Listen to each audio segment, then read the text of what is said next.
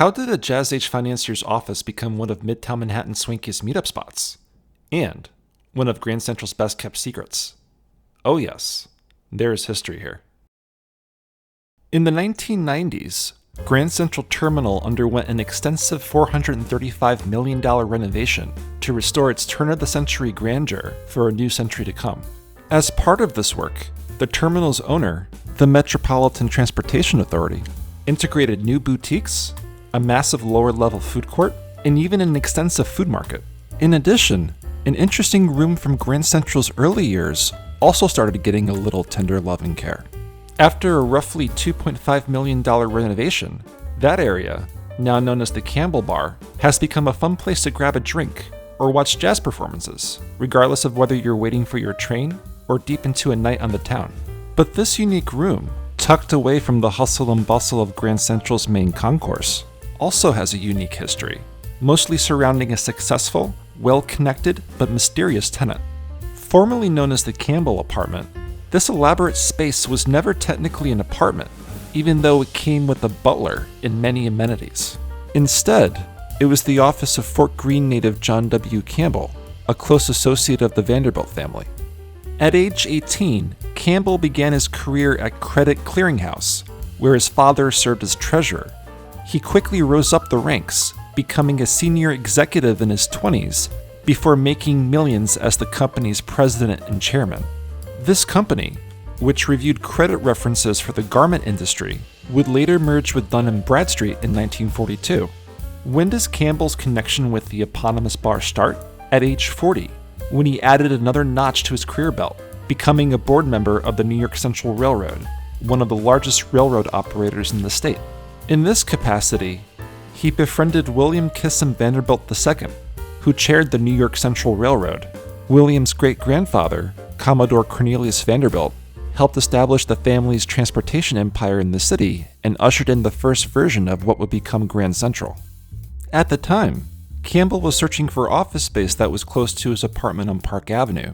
Rather than go for a flashy skyscraper office, he went with this 3,500 square foot space right in Grand Central. As expected with any Jazz Age era office of a prominent industry titan, Campbell spared no expense to make the office as elaborate as he could. For one, Campbell hired architect Augustus Allen to oversee the build-out. Allen, a Columbia University School of Architecture graduate, established a local reputation working on some of Long Island's most grandiose mansions. As per Campbell's instructions, Allen transformed the entire room to resemble a 13th century Florentine palazzo. And Allen delivered. The final product featured wooden beams, a 25-foot tall hand-painted ceiling, leaded glass windows, a library, and a statement-making fireplace displaying the Campbell family's Scottish coat of arms. Allen even worked with Campbell to have the space accommodate after-hours music performances. He built out a raised musician's balcony bedecked with quatrefoil emblems. The details complemented Campbell's own pipe organ and grand piano, which he proudly displayed to visitors. And if you thought the architectural flourishes were pretty eye-catching, the interior decor was also notable. Campbell worked in 19th century Italian furniture, which was designed to look as old as the office's medieval Florentine features. But that wasn't even the pièce de résistance. What was? A massive handmade Persian carpet that covered just about the entire office. Had it been commissioned today, this carpet alone would have cost at least $4 million US. Campbell used the office continuously, including as chairman of the Hudson and Manhattan Railroad, until his death in 1957.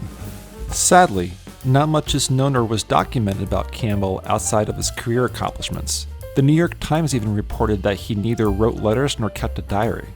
Relatives, however, told the Times and the New York Post that Campbell was the kind of person who liked fine tailoring, hated wearing socks, even with shoes, and would work away at his desk trouserless.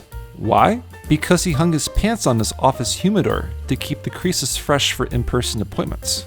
And he did make frequent use of the office's concert capabilities.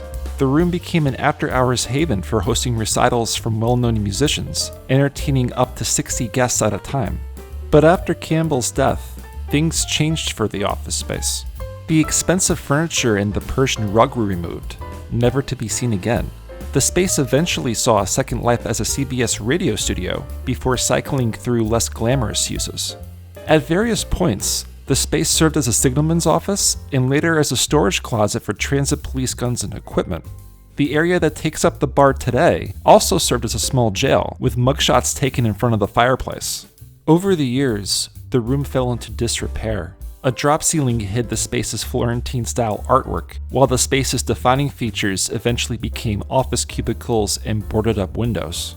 Thankfully, the space was eventually restored to its original glory in 1999, with a renovation that required painters to work on their backs to repaint the ceiling Sistine Chapel style.